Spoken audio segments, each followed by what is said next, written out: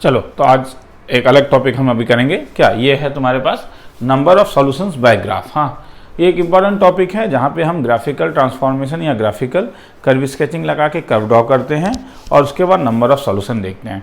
तो तुम्हें पहले दो चीज़ बता देता हूँ, हाँ, फिर उसके बाद नीचे सम्स है तो उसमें करेंगे।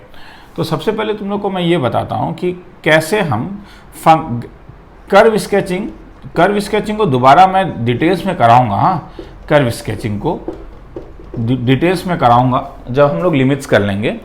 तो अभी मैं एक बस बेसिक चीज़ कर रहा हूँ क्योंकि हम मैक्सिमा मिनिमा से रेंज निकालना जानते हैं।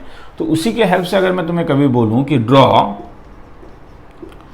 y is equal to 4x³ minus 12x, suppose मुझे ये ड्रॉ करना है, ठीक है। तो इसे कैसे ड्रॉ कर सकते हैं? x का कोई रेस्ट्रिक्शन नहीं है, अगर रेस्ट्रिक्शन है तो उसी के अनुसार तुम रेस्ट्रिक्शन के ऊपर भी ड्रॉ कर सकते हो। तो मैं एल्गोरिथम भी साथ में देते जाता हूँ। तो सबसे पहले फाइंड डोमेन, क्योंकि कभी कभी डोमेन दिया नहीं रहेगा, वो तुम्हें निकालना होगा, जैसे लॉग और ये सब रहता है। तो यहाँ पे तो दिया हुआ है इसलिए चिंता नहीं है। सेकंड कंडीशन में हम लोग क्या करेंगे कि फाइंड क्रिटिकल पॉइंट्स, मतलब टर्निंग पॉइंट्स मुझे निकालना है। तो टर्निंग पॉइंट्स निकालने के लिए अभी अधूरा थ्योरी दिया हुआ है, ठीक है। ईओडी में तुम इसे पूरा थ्योरी देखोगे, dy/dx निकालोगे तो ये 12x² माइनस 12। तो क्रिटिकल पॉइंट निकालने का जो कंडीशन था वो dy/dx इज इक्वल टू 0। कुछ एक्स्ट्रा कंडीशंस भी बाद में हम देखेंगे। 12x minus 12 equal to 0, therefore x is equal to +-1। उसके बाद तुम क्या करोगे? You will find values at end point and critical point for जो फंक्शन दिया हुआ है। फंक्शन क्या दिया हुआ है? 4x³ minus 12x। तो निकालना शुरू करो। तो f ऑफ इन्फिनिटी में 4 इन्फिनिटी³ इन्फिनिटी से भरा होता है, ठीक है। ये लिमिट का कॉन्सेप्ट है, मैंने इसलिए कहा था कि लिमिट में मैं इसे डिटेल में समझाऊंगा। हाँ, इन्फिनिटी³ इन्फिनिटी से भरा होता है इसलिए ये इन्फिनिटी देगा। f of minus infinity negative होने के कारण ये -4 इन्फिनिटी³ प्लस 12 इन्फिनिटी³ भरा होता है, माइनस इन्फिनिटी देगा, ठीक है। इसके बारे में भी ज़्यादा चिंता नहीं करोगे, लिमिट्स में जब जाएंगे तो समझ में आ जाएगा। थोड़ा दिखने से भी लग रहा है कि ये ज़्यादा स्पीड में नहीं जाएगा क्या? x³ ज़्यादा स्पीड में जाएगा इन्फिनिटी की ओर कि 12 की ओर? तो वैल्यू डाल के देखो ना, x को जब 1000 डालोगे तो ये कितना बड़ा क्वांटिटी हो जाएगा। तो ये डिफरेंस बढ़ते जाएगा। f ऑफ 1 अगर तुम डालोगे तो इसमें डालोगे 4 माइनस 12, मतलब इस वाले में 4 माइनस 12, तो ये तुम्हारे पास -8 आ जाएगा। और f ऑफ -1 डालोगे तो -4 प्लस 12, ये 8 आ जाएगा। तो इस कर्व को अगर मैं ड्रॉ करना चाहूँ तो अब मैं क्या करूँगा? माइनस इन्फिनिटी से इन्फिनिटी तक जो इंपॉर्टेंट पॉइंट्स हैं, देखो 0 हर समय इंपॉर्टेंट पॉइंट होता है क्योंकि 0 पॉइंट ऑफ रेफरेंस होता है। हाँ, f ऑफ 0 में मुझे 0 मिला, वो हर समय निकाल के रख लेना, भले वो क्रिटिकल पॉइंट ना हो तब भी। तो f ऑफ इन्फिनिटी तुम्हारे पास इन्फिनिटी है, f ऑफ 1 तुम्हारे पास -8 है, f ऑफ 0 0 है, f ऑफ -1 तुम्हारे पास 8 है, और f ऑफ माइनस इन्फिनिटी फिर से माइनस इन्फिनिटी। तो जब कर्व ड्रॉ करोगे तो वो ऐसा होगा। तो ये कर्व स्केचिंग है बेसिक। क्या करोगे? समझ में है क्या करना है? तो ये नंबर 2 स्टेप 3 में क्या करोगे? स्टेप 3 में you will plot f of x। Plot का मतलब मैंने जहां पे x क्रॉस साइन दिया, at end point, critical point and f of 0 भी प्लॉट कर देना, इंपॉर्टेंट है। हाँ, और उसके बाद जस्ट फोर्थ में एक बार फ्री हैंड डायग्राम बना लोगे। Free hand diagram. तो इसे ध्यान से देखना है तो देख लो। ये कर्व स्केचिंग का सबसे इजीएस्ट पार्ट है। हाँ, हम इसमें और भी सीखेंगे, हम ट्रांसफॉर्मेशन भी सीखेंगे, पर उसे स्लोली करेंगे। तो लिखना है तो लिख लो इसे एक बार। तो अब क्वेश्चन कभी अब आएगा कि तुम्हारे पास उस कर्व को, अब मैं वहीं पे रहने के लिए देता हूं क्योंकि उस कर्व का हमें जरूरत पड़ेगा। अब क्वेश्चन कभी तुम्हारे पास आएगा कि नंबर ऑफ सॉल्यूशन पूछेगा। क्लास 10 में हम लोग जानते थे कि नंबर ऑफ सॉल्यूशन का मतलब था, जब मैं तुम्हें 2x plus 3y is equal to 4 और x plus 2y is equal to 8 को सॉल्व करने के लिए बोलता था क्लास 10 में, तो तुम लोग 2 लाइन ड्रॉ करते थे ग्राफिकली, नहीं क्या? और जो पॉइंट ऑफ इंटरसेक्शन होता था वो हमारा सॉल्यूशन होता था। तो इसीलिए अगर मैं तुम्हें कभी बोलूँ कि सॉल्व तो नहीं होगा, नंबर ऑफ सॉल्यूशन। मैं तुम्हें अगर बोलूँ कि number of solution of 4x³ minus 12 is equal to 5,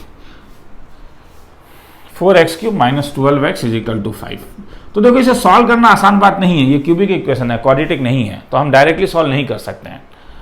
मगर हम क्या करेंगे, जैसे हमने देखा ये पॉइंट ऑफ इंटरसेक्शन है, तो हम यहाँ पे जानते हैं कि यहाँ पे हमें दो कर्व मिल रहा है।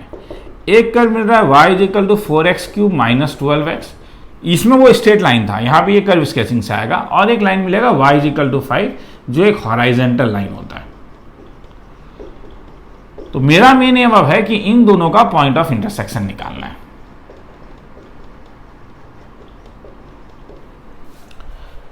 तो अगर अब तुम ड्रॉ करना चाहो तो क्योंकि तुमने already y is equal to 4x³ minus 12x को ड्रॉ ऑलरेडी तुम लोगों ने कर लिया है, ये हम लोगों ने ऑलरेडी पहले ये काम हम लोगों ने खत्म कर दिया है कि ये 8 है, ये 8 है और ये -8 है।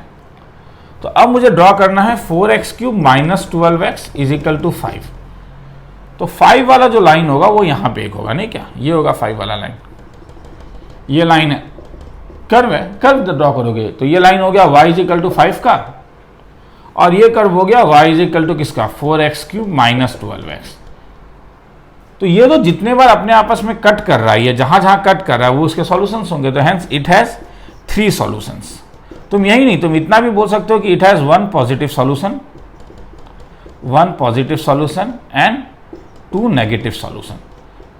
मगर इसका सबसे बड़ा ड्रॉबैक होता है कि तुम इसमें सॉल्यूशन नहीं निकाल पाओगे। कर्व स्केचिंग का ये एक ड्रॉबैक है कि you can not get the solution, you can only get number of solutions. तो ध्यान से देखना है तो एक बार देख लो, लिखना है तो लिख लो, फिर आगे और चीज करूंगा। तो जैसे इसी में अगर मैं तुमसे पूछूं कि 4x³ minus 15x is equal to 10 का नंबर ऑफ सॉल्यूशंस कितने होंगे, तो इज इक्वल टू 10 का मतलब क्या है, तो 10 तो यहां पे कहीं पे लाई करेगा ना, 10 तो जब तुम 10 में एक हॉरिजॉन्टल लाइन ड्रॉ करोगे तो ये line y is equal to 10 है, तो ये इसे कितने बार कट कर रहा है, एक बार, तो हेंस ये नंबर ऑफ सॉल्यूशंस यहां पे 1 होगा। लिखना है तो लिख लो। तो मेरे ख्याल में ये चीज तुम्हें अभी समझ में आ गया होगा, ठीक है। इसी में फिर खत्म कर देता हूं, तो नीचे वाले सम्स को तुम लोग खुद भी ट्राई कर पाओगे एक बार, या मैं बता दूंगा, ठीक है। तो और एक चीज इसमें बता देता हूं तुम लोग को, हाँ, तो मैं अब इस जैसे ये वही कर्व है ना, तो अब मुझे सपोज चाहिए कि 4x³ minus 12x is equal to k has 3 solutions, तब बोलोगे कब क्या होगा। अब यहां पे एक वेरिएबल लाइन होगा y is equal to k। अब मैं k को अगर -8 से नीचे ड्रॉ करूंगा तो मैं जानता हूं कि वो कर्व को केवल एक बार काटेगा, तो इसलिए ये केवल 1 सॉल्यूशन देगा। मगर अगर मैं k को यहां पे कहीं पे ड्रॉ करूंगा तो मैं जानता हूं कि वो 3 बार काटेगा। तो उसके लिए बाउंड्री लाइन क्या है, बाउंड्री लाइन ये वाला लाइन है, ये k इज इक्वल टू -8। मगर यहां पे देखो y इज इक्वल टू, अगर तुम -8 को लिखोगे तो ये कर्व को केवल 2 बार कट कर रहा है, तो ये केवल तुम्हें 2 सॉल्यूशन देगा। जब तुम यहां पे चीजों को ड्रॉ करोगे तब भी देखो ये इसे केवल 2 बार कट कर रहा है, तो y इज इक्वल टू 8, ये भी तुम्हें 2 सॉल्यूशन देगा। मगर इसके बीच में अगर तुम कभी भी ड्रॉ करोगे चीजों को, तो यहां से लेके यहां तक तुम जब भी ड्रॉ करोगे, मतलब अगर k का वैल्यू तुम्हारा -8 से लेके 8 के बीच में लाई करेगा, अगर k का वैल्यू तुम्हारा -8 से 8 के बीच में लाई करेगा, तो तुम देख रहे हो कि हर समय कर्व उसे 3 बार कट कर रहा है, तो हेंस 3 सॉल्यूशन। तो ये वो रेंज है, अगर तुमसे पूछेगा 3 सॉल्यूशन के लिए तो k का रेंज -8 से 8 होना पड़ेगा। तो अब नेक्स्ट हम करेंगे इसके बाद, तो इसे लिखना है तो एक बार लिख लो, फिर आगे चलते हैं।